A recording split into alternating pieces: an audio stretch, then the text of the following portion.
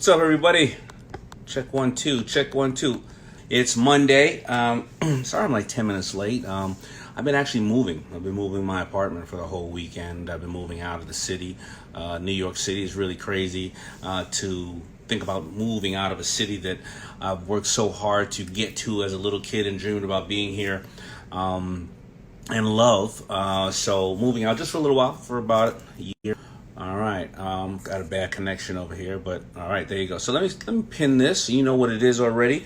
It is Powershift Your week, presented by T-Mobile. All right, but even with the moving, I try to stay consistent because I didn't promise you, but I told you I was going to be here every single Monday at 1 o'clock and every single Tuesday at 1 o'clock. And between all the madness, I know that if I said I was going to do it, then I got to follow up on it because so many of you have, taken your time to be here with me today. All right. So remember, this is Powershift Your week, and I start writing a couple of notes so I make sure that I stay on track and keep you on track because by now you know what I do. And of course, this is presented by T-Mobile for Business. So if you're a business owner looking for even more insight, head on over to tmobile.com/business and take advantage of all the amazing resources that they have available to you. So my segment number one always is, did you know? Did you know? Remember, you got to learn something every single day.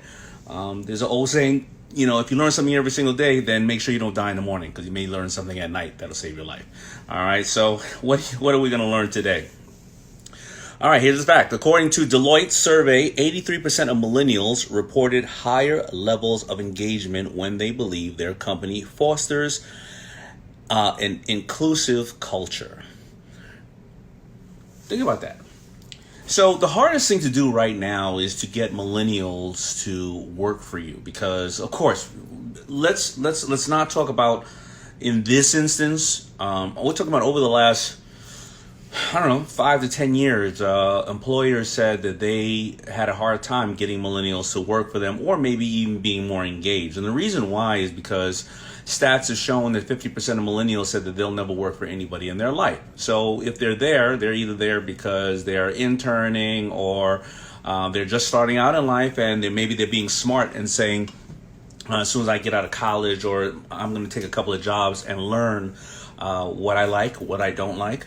Also, a lot of millennials are a little distant because they wearing headphones and this and that, even though they're chatting around the world.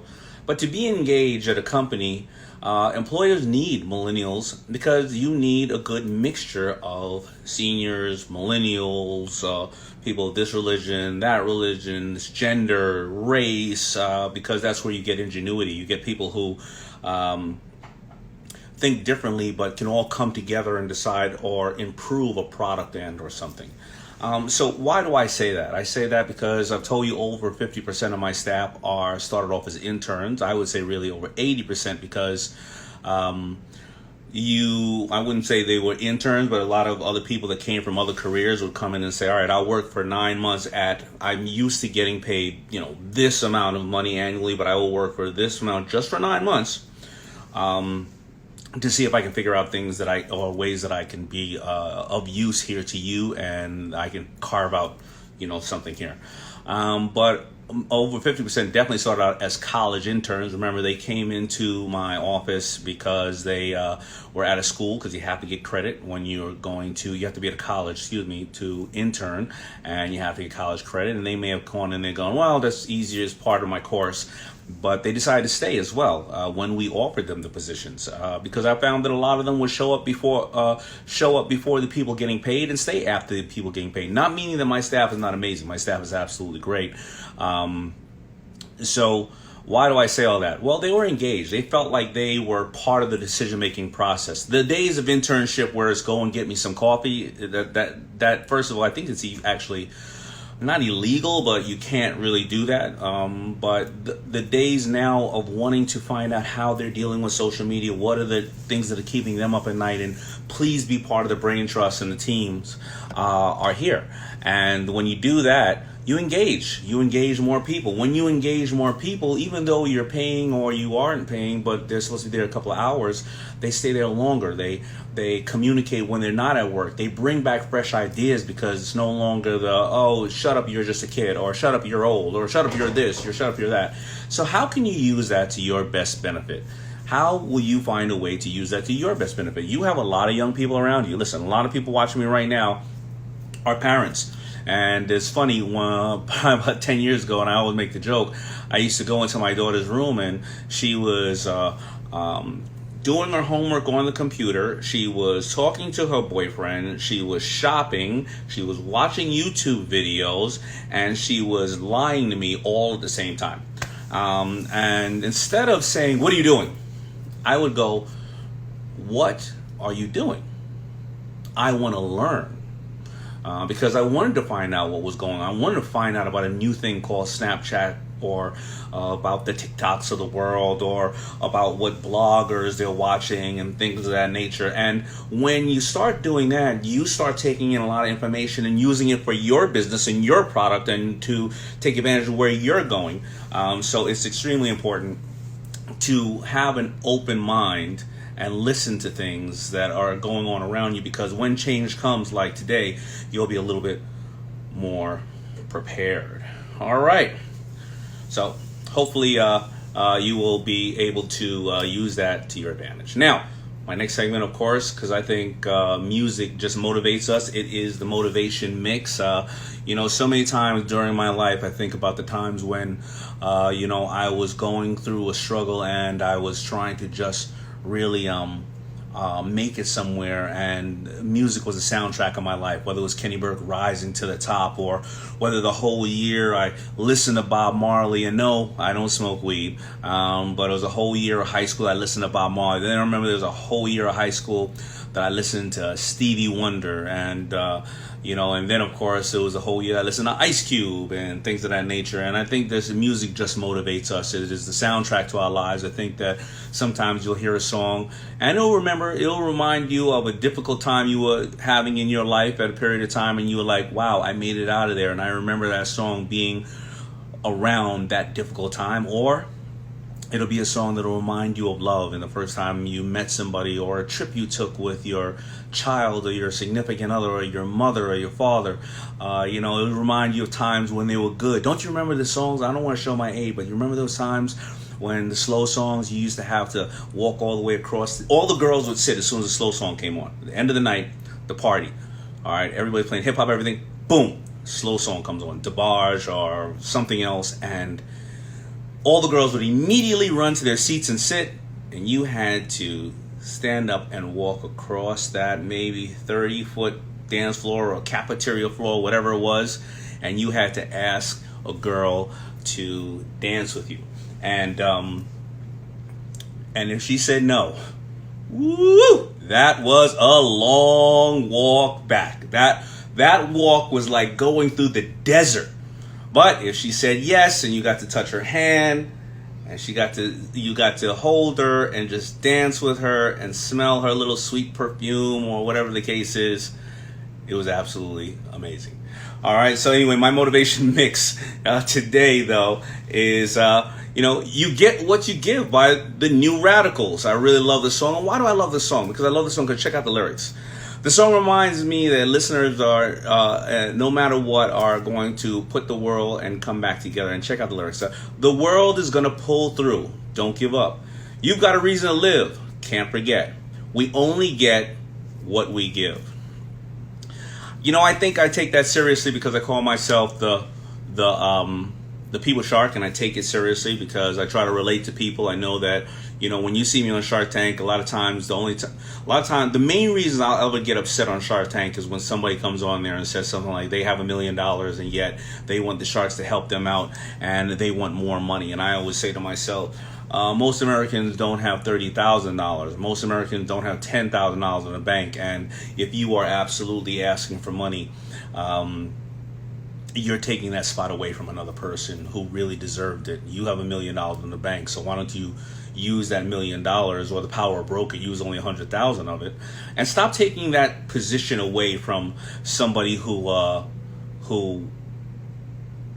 somebody who has spent all their kids' college fund and risked their home and left their career so that they can follow their dream.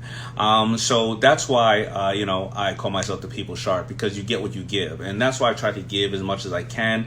And I find that the more I give, the more blessings that I receive.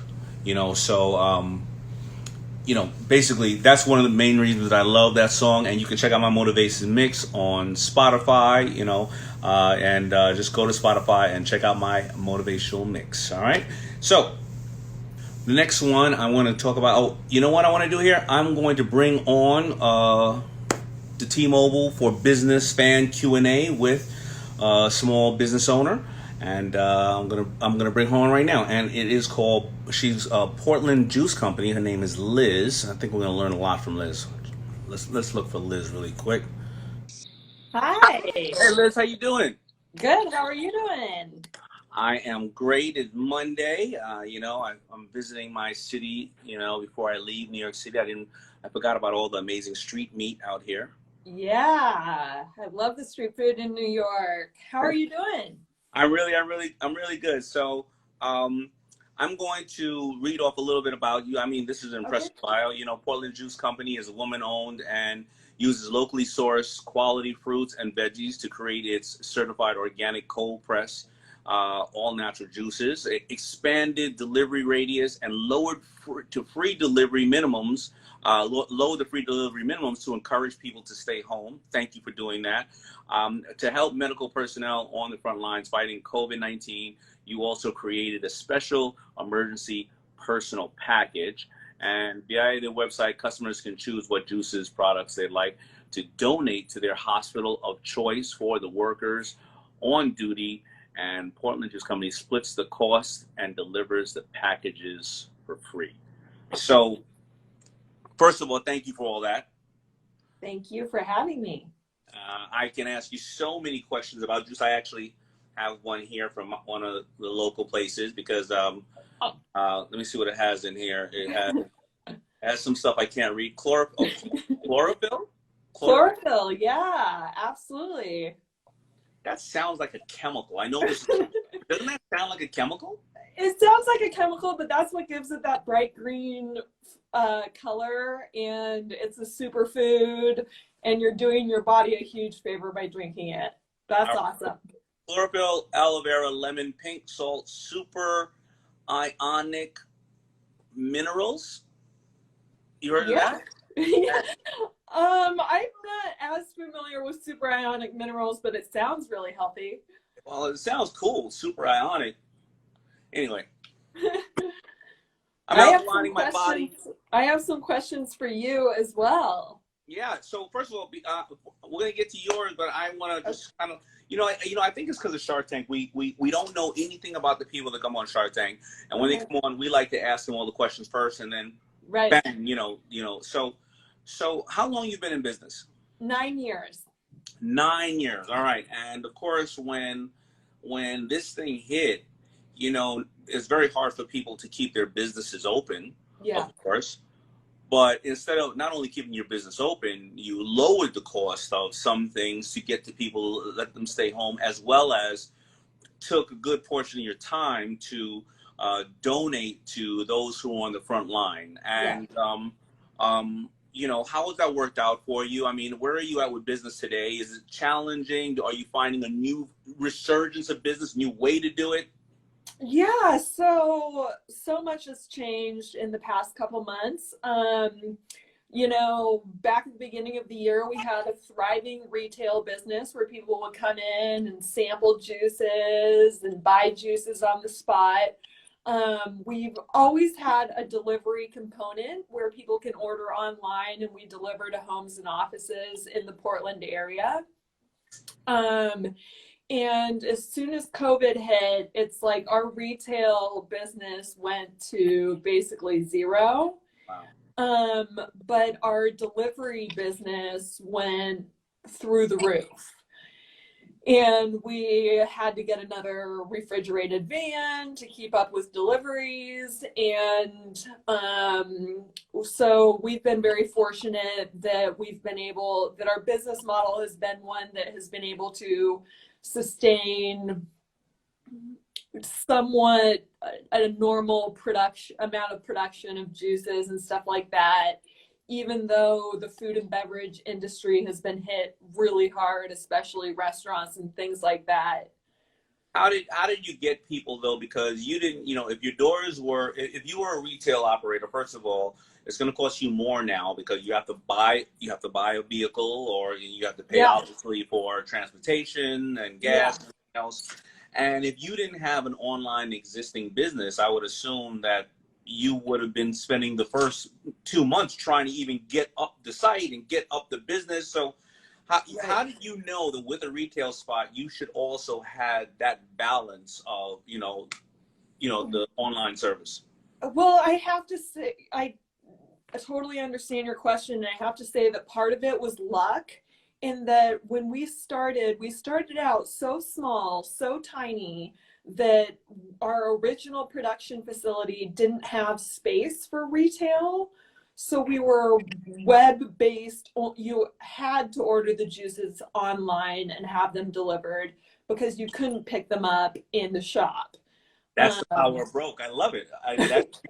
That is what so yeah, many people right now need to hear, because now a lot of people right now are trying to think about a business, and they're thinking, do I get a retail because retail may be a good place because, the prices are low, or do they start like you did? Start as small as you can. I mean, I would say start as small as possible and grow. We were in our original facility for about 6 months before we had the traction to grow into a larger space, which allowed us more manufacturing space and also was able to give us a small retail section so people could start coming in and sampling the juices.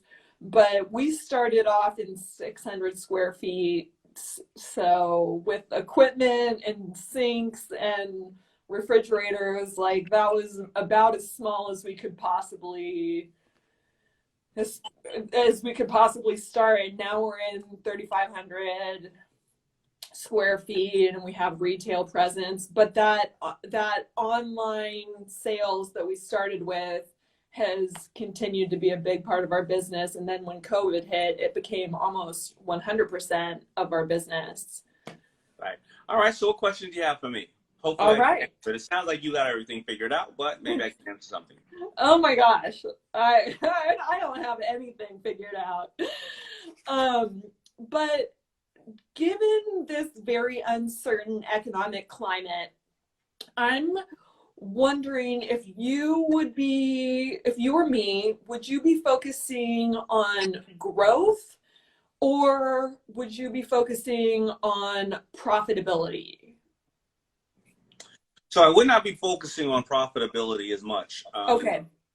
The reason being is that things are going to go back to a different type of way, and the reason you should be you should be trying to perfect your product, your customer, and your delivery. And even if profitability goes down a little bit, but you are out there um, grabbing more real estate, Yeah.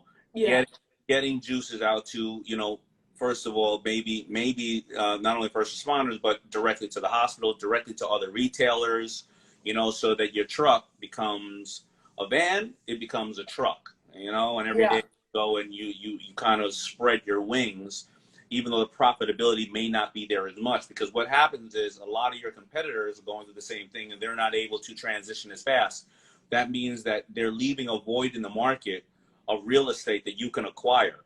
If Yeah. you were thinking about profitability right now, you wouldn't be thinking about taking chances, right? You may buy a bigger machine, or maybe a little buy produce at a lower cost. Okay, you can still do that, Mhm. but it's really about expansion right now because you're figuring this thing out, and you want to have a larger footprint when things are over, because then the Yes. door is going to be open, everybody's going to be in there. Yeah. But then you're going to say, well, you don't have to get it here. You can get it, in you're in Portland. You be like, you can get my stuff in 10 different cities and things like that. So you want expansion.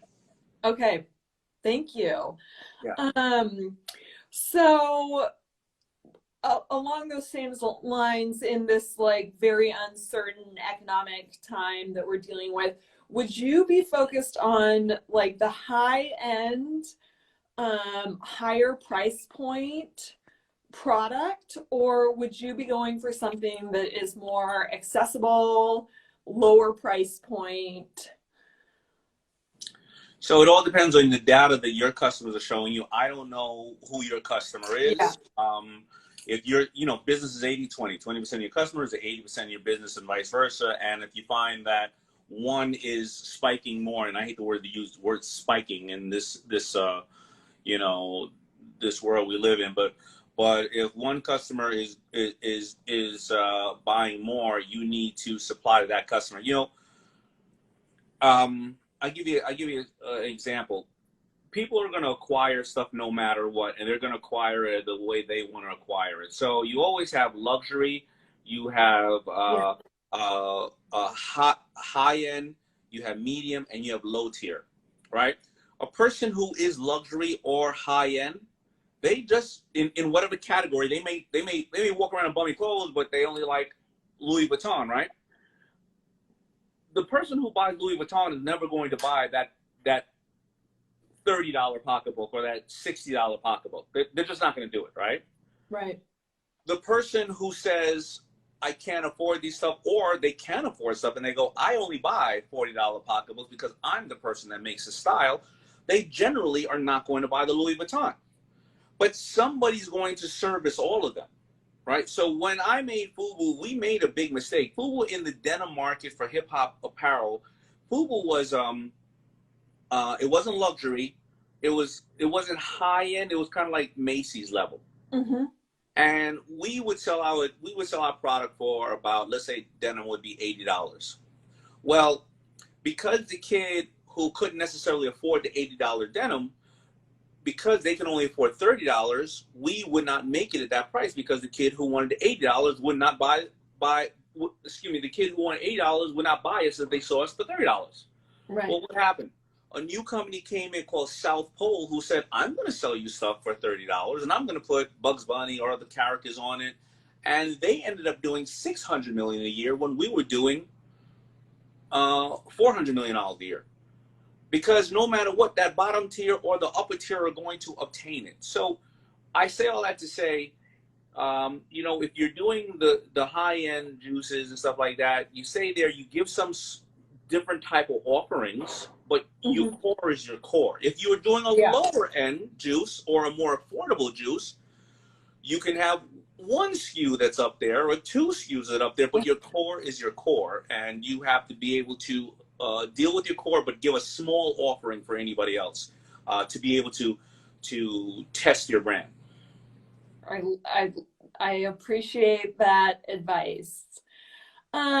So one of my questions kind of is about everything that's been going on with like the Black Lives Matter movement and like LGBTQ rights and everything that has been really like charging the climate in the past couple weeks and months. And so my question to you is, what do you think is my response or our responsibility as business owners to vocalize our support for those causes while maintaining our mission, which has always been to provide the highest possible quality product to our consumers? And like, how do you think we should use our platform as business owners, whether it be social media or what have you? So really good question. I think that even what I do with my staff, I'm a man of color, and I would assume that my staff are not prejudiced because they work for a man of color and with pride and fight for me all the way to the death. But I had a conversation with my staff, and we opened it up. The whole team opened up to talk about things that, to talk about the subject. And a lot of the people who were not necessarily of color said, I got questions, but I don't want to sound stupid, Right. or I just don't know where to start. I want to help. And I feel helpless. What can I do? And I want to do it the right way. The first thing that we had to do was have the discussion internally. And when, let's say, one person on the team who happened to be white found out that another person on the team, that when that person who was of color, when their son started driving to school or driving at 16 years old, they never knew at the end of the night if they would see their son. Every time the phone rang, they would say, I hope that's not my son died, right? And when they found out that hurt them so much, meaning the person who was white, they said, I just never knew this, that you had this burden when you came to work. Or when they found out that somebody that's been one of their best friends that are black, they found that when they were watching TV, the white people, a lot of times when they watch TV and they see people maybe of color going through it, it looked like those people were baggy jeans and they were crazy and they may have deserved it or they did something wrong. And then when they realized their friend of color right next to them said, no, I've been in that situation, or that's been me. They go, no, not you. The people we're watching are bad people. And they're like, no, they're just being portrayed with that, or you saw just a clip of one part of it, right? You didn't see, these people are real people. So when I did that, what happened was I found that, and I've been telling everybody this, one of my team members, he happens to be of the Jewish faith. He said, you know what, I never realized, and he absolutely is not prejudiced. He said, I could have changed my name. I could have changed my sideburns. I can change whatever the case is. I don't have to wear a yarmulke if I don't want. And then, you know what? I don't have to be Jewish. I can choose not to be Jewish if I want to hide in plain sight. But you as an African-American, you can be walking down a block and I can see who you are 2 blocks away, right? Yeah. So when people started to have that dialogue within my company, what happens is when we start saying, guys, what can we do out there in the world to create change? You have internally people who are like, let's go, let's do it. So then you start to think about it. They start to come back, your employees from the neighborhood, and start to say, hey, here's some things we can do. What we're facing, the entire country, what we're facing right now is not going to go away for a long period of time. Right. But there are small changes that you can make. I'm going to try to come up with a list of stuff, but there's small things you can do, like making sure that the police department in your area wears body cams. A lot of times the body cams went away. Why? Because the well-to-do people, let's say they were caught with a DUI, they were drunk and they were swerving, they're outside vomiting on the street. Mm-hmm. When they go into the court on Monday morning in the 3-piece suit, looking all, like a dignitary, they got off, right? So then the body cam will come on, you see them on the street, and so then they said, let's change that, right? But what is the body cam doing now? It's showing when the small amount of police that are rotten apples when they are out of place. So there's various different things you can find out who is local, who is supporting correction facilities. Correction facilities are privatized correction facilities. You can find out what companies are supporting them. If a correction facility, an average bed in a correction facility is a hotel. We taxpayers pay, I think, about $40,000 or $80,000 per bed in there, right? If they're privatized, so they need customers. And who are the customers going to be if 90% of the people who arrest for drugs are African American? Right. So the police are a byproduct of systematic racism. But the first thing you guys can ever do, is just like you did as an entrepreneur. You saw a problem. You thought, maybe I can fix some of this problem. You did your homework on why the problem exists, and you did your homework on the solutions. The best way to start off now, anybody listening like you who may want to do something, go watch the Netflix has a great movie called 13, right? There's another one, her name is Michelle, I think Jordan, or something like that. She spoke at Riverside Church, but she had a new book out called The New Jim Crow. Do your homework first, and then you'll come up with small ways. And as you do, like an entrepreneur, you'll find small ways to help, and then bigger ways to help. You know what I realized I wasn't doing? I realized that because I was so busy thinking about marketing and branding and all the stuff we do, and I have a fairly large amount of African Americans who work in my company and have worked in my companies because I've hired everybody from Red Lobster and from high school. But I also realized that I wasn't giving as many of the new youth of color chances because I was pulling my interns from the special schools in New York City. So I said to myself, shame on you, Damon. Why don't you give the kids, in other schools that may not be the prestigious ones, a chance to? We all have a right to, we all have small things that we can do to change, and it's just going to make us all much better. Thank you so much. I just have a couple more questions. Sure. As a venture capitalist, what would you say is the ideal time to hear a pitch for a new product? Is it, and this is totally shifting gears. No problem. I really appreciate everything that you just said. But do you want to hear about something like at the idea stage, do you want to hear about something after we've got some sales under our belt? So I got it, and I'm gonna give you a couple of different nuggets. So remember, I'm an angel investor. A venture capitalist is a little different. So venture capitalists are people that they have a very strict criteria. They are, let's say they're in medical tech or they're in retail juices, and they have either 50 million or 100 million or a billion. And their criteria usually are, we're going to invest in up to about 10 companies because let's say they have $100 million. And the reason I'm saying this to you is so that everybody, you as well as everybody else, can know who you want to pitch. If they have $100 million and they're investing in juice companies, they only want in their portfolio anywhere from 7 to 10 companies because they don't want to have to do $101 million deals. They rather do 7 or 10 $10 million deals. Yeah. And their lane is very tight, and they know that they're going to invest, and they're out of their capital. They get return on the capital either 5 to 7 years. That's their exit. And they hope that 2 out of 8 of those acquisitions or investments pay back the money because that pays back for everything. Angel investors are a little different. And so if you go to them and the venture, if you go to them and you have a clothing company, they couldn't care less. Right. Their criteria is this. Angel investors invest in various different things because we're angel investors. We usually do a smaller round and we invest. We always I don't want to speak for everyone in the world because I can't speak for everyone in the world. I generally want to only invest in companies that have some level of proof of concept and or business model. Reason being is because because I'm on Shark Tank, I don't know if I'm going to invest in a company that's coming through that is for pets, or tomorrow it's a service industry, or tomorrow it's whatever the case is. So unlike the ones who are venture guys who may say, hey, listen, I know you've been through 4 juice companies and now you want to launch your own. I got you because you're brilliant and I got your back. And they know when you're talking good or bad or indifferent about juice companies because they've been in that space.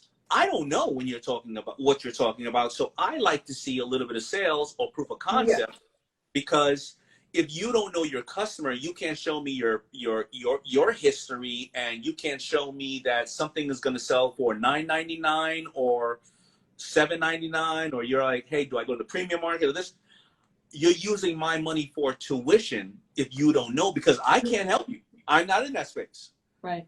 So we always like to know a little bit. I mean, it's always great. The perfect sweet point for me is when somebody can't keep up with the orders. Yeah. They've been in business for about 3 years. Yeah. They busted their butt. They busted their lip. They got hit a couple of times. They came back and they shifted like you. They power shifted a couple of times, and they're like, and now I'm ready to scale this bad boy. And I'm like, here you go. Okay. And this will be like one of my last questions. This has been extremely helpful. It's been a really positive experience chatting with you, but we are ready to launch a new product, and this one is a little bit different than what we've been doing for 9 years. It does contain alcohol, and it's as healthy as alcohol gets. But I don't want to confuse. We're developing it under its entirely different brand, so as not to confuse it with what we're doing now. And so my question is, how do we promote this brand that does contain alcohol without confusing what we've worked so hard for with Portland Juice Company, which is a very health focused, just like raw fruits and veggies. So we're kind of taking the product in a different direction. And alongside that question is another question, which is venture capital or angel investment versus bank, like traditional bank loans. What are some pros and cons there? Okay, so all right, cool. So let's talk about the capital first. Yeah. Venture capital, listen, money is only as good as the people behind it. And if not, then if you do have the ability to take bank loans because you have a low interest rate and they don't take any percentage of your company. However, if you are taking an angel investment round, not venture yet, let's say an angel investment round for somebody who's been in the food and beverage industry for many, many years and they believe in what you're doing and they're down to be on the board or they're down to give away, give knowledge and give you access and pick up the phone and use their Rolodex, that's way different. All right. So those are the two options that you can have. And you can always, if you feel you need the bank loan to scale, then use the bank loan to start scaling and testing on your own money. Yeah. And then when you think you got to the point where you are going to go national or global, then you will need a bigger house to do that with. All right. As for your alcohol-based thing, I don't know. Listen, I personally love it because I can go in there and, a lot of people, it's kind of like I'll have the triple cheeseburger with fries, and by the way, with a Diet Coke.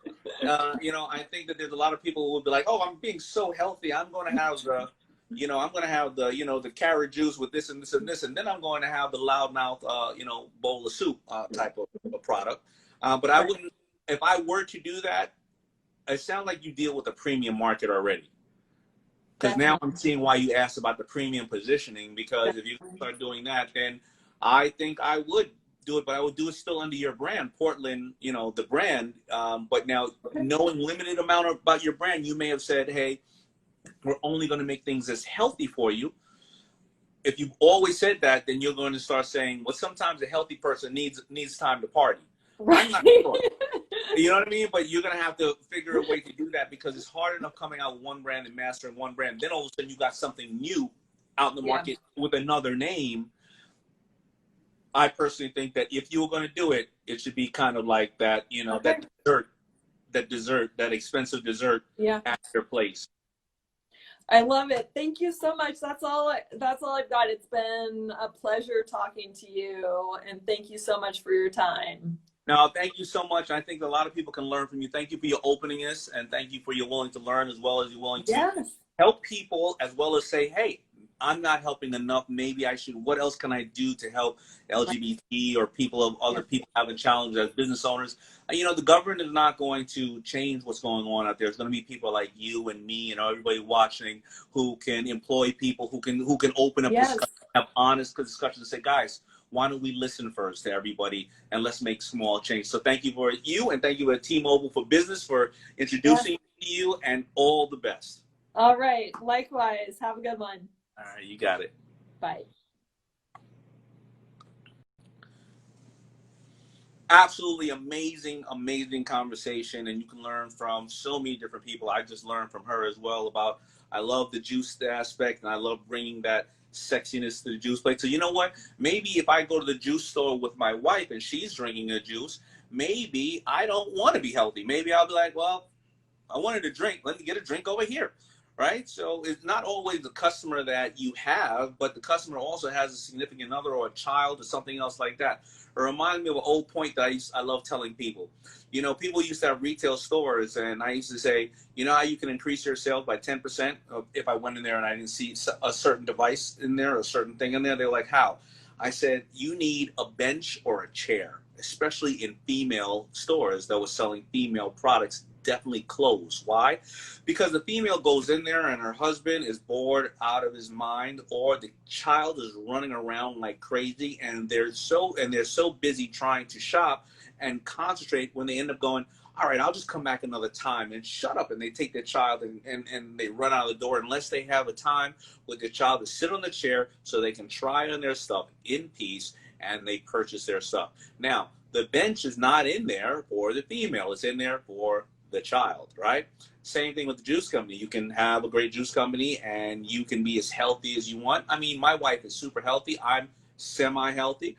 But, you know, sometimes when my wife is going in to get a juice, I may be thinking about, when am I going to be able to get a nice drink? The day is over and I am jittery from all the stuff. So we'll go into the same place and we'll grab something. Two different people will grab something at the same place. So congratulations on her even thinking about that.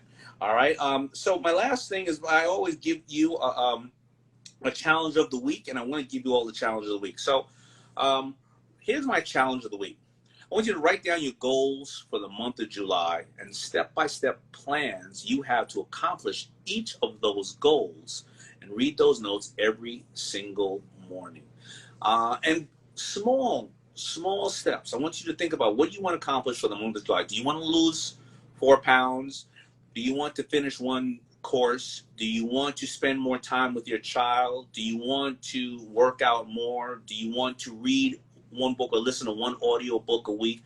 Just try that for 1 month. Just try it. Please try it. Write down in your notes today or your calendar that you said you were going to do it, right? And then at the end of July, look at how many books or how many things you did. And you'll be surprised. If you said you were going to read 4 books or listen to 4 books because you haven't gotten to a book in a long time, if you just read one, you start to say, wow, let me do it again next month. Please do it, because remember, I read my goals every single night before I go to bed. Well, 5 days a week. I read them, my goals, before I go to bed, and when I wake up in the morning, I read all of them. The reason why I read them at night is because I want it to be the last thing I think about when I go to sleep. The reason I read them in the morning is because I want it to be the first action I take. And my goals are in 6-month increments. Well, honestly, I would tell you the truth. I changed my goals a little bit. I changed them to 2-month increments because of COVID. Because when we had normalcy in our lives, I can set goals for 6 months because things weren't changing so fast. But because things are changing so fast, I reduce my goals in regards to size of what I want to accomplish and in regards to time limit. And I've reduced my goals to 2-month goals now. 2 months, 1 year, and 5 years. I used to have them at 6 months, 2 years, 5 years, 10 years, and 20 years. And I changed myself because, you know, right now with so many things going on in the world, we just don't know what's happening. And I know every single day you wake up and you say, is this thing over yet? But it's not over yet. So all the best. Thank you so much to T-Mobile for Business. And I want to make sure that you know that you have other resources that you can go to. Go make sure that you guys don't forget to head over to tmobile.com/business and take advantage of all the amazing resources they have for small business owners. Thank you, T-Mobile, for supporting small business owners. Thank you for T-Mobile for giving me that great interview and coming up with more people that we can learn from. And make sure all of you guys follow me tomorrow. Tomorrow about 1 o'clock, I'm going to see who am I going to be interviewing. I'm going to bring on Naomi Shah from the Meet Cute podcast, which I did an actual voiceover for one of her shows, and Mark Mastrade from Iconic tomorrow from my Power Talk Iconic, all the beautiful new empowerment posters we have up. But we're going to be talking about business with both of them. One is going to be super creative on regards to, if you're out there, maybe you are somebody who wants to do podcasts or want to do short films or wants to be a writer in some areas. And then Mark is absolutely amazing with the way and his ability to distribute empowering products. He probably started from his home. I knew he was at another company, but I want to talk about all the stuff that we're doing together and collectively. So please be safe out there. Do me a favor, wear your mask, listen to me. Right now I'm moving. I'm probably going to do a podcast about that, or Instagram Live about me moving. I'm moving out of the city that took me Listen, I grew up in Queens.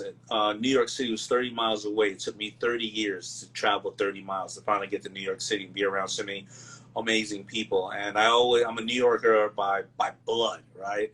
And I never thought that I would be moving out of New York City. But even though, because my staff is so supportive and we know how to work virtually, I'm actually moving out of New York City for a year and a half, because this thing is serious that is out here. All the best to you. I will see you tomorrow at 1 o'clock, and thank you so much. And make sure you're ready for a very busy week, and wishing you all the best. Thank you.